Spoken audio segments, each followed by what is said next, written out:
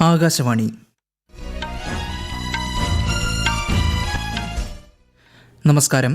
വാർത്തകൾ വായിക്കുന്നത് കിരൺ ശങ്കർ.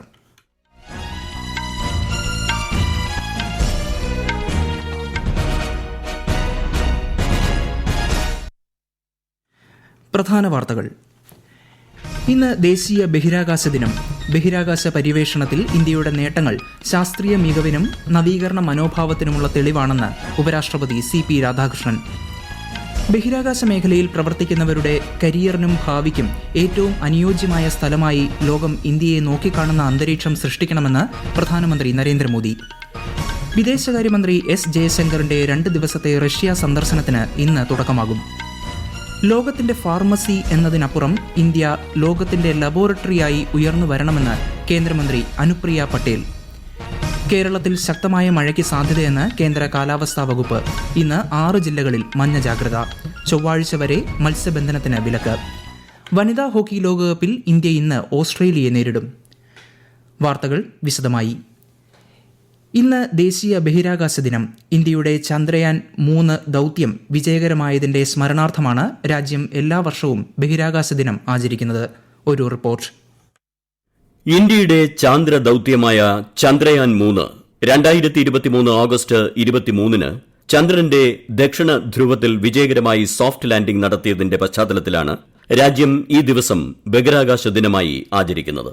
പുതുതലമുറയിൽ ശാസ്ത്രാവബോധവും ജിജ്ഞാസയും വളർത്തുക, ബഹിരാകാശ ഗവേഷണ രംഗത്ത് രാജ്യത്തിന്റെ നേട്ടങ്ങൾ ഉയർത്തിക്കാട്ടുക എന്നിവയാണ് ദിനാചരണത്തിന്റെ പ്രധാന ലക്ഷ്യം.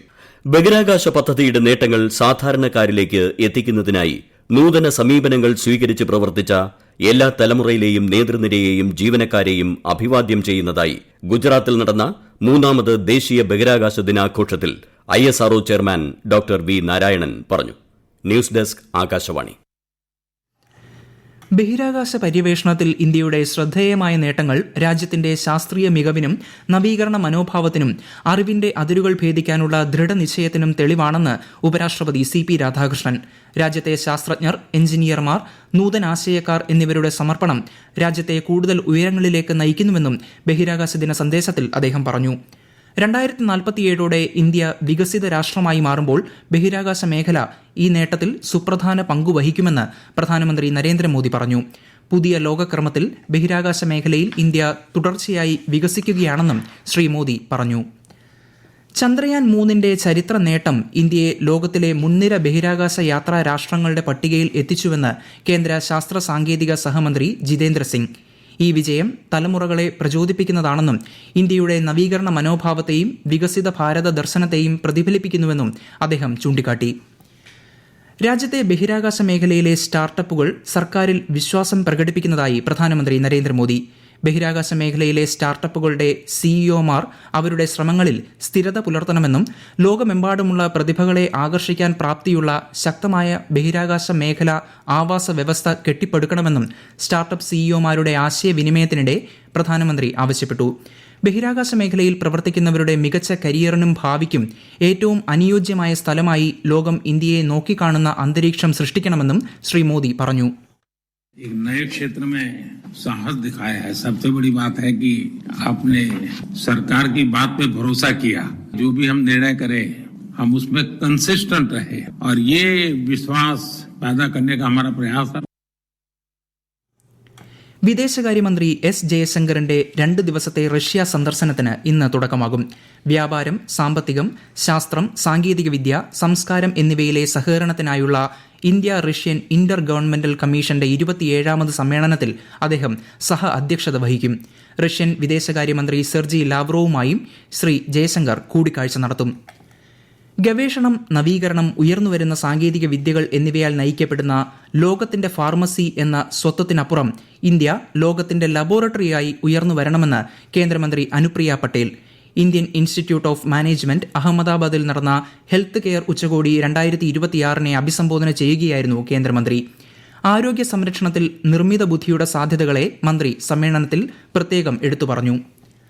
2026 ബ്രിക്സ് അധ്യക്ഷ സ്ഥാനത്തുള്ള ഇന്ത്യ ഇന്ന് ആന്ധ്രാപ്രദേശിലെ വിശാഖപട്ടണത്ത് ബ്രിക്സ് കായിക മന്ത്രിമാരുടെ യോഗത്തിന് ആതിഥേയത്വം വഹിക്കും. കേന്ദ്ര യുവജനകാര്യ കായിക മന്ത്രി മൻസുഖ് മാണ്ഡവ്യ, 11 ബ്രിക്സ് അംഗരാജ്യങ്ങളിൽ നിന്നുമുള്ള കായിക മന്ത്രിമാർ, പ്രതിനിധി സംഘ തലവന്മാർ എന്നിവർ യോഗത്തിൽ പങ്കെടുക്കും. സൈക്ലിംഗിനെ ആരോഗ്യകരമായ ജീവിതശൈലിയുടെ ഭാഗമാക്കണമെന്ന് കേന്ദ്രമന്ത്രി മൻസുഖ് മാണ്ഡവ്യ.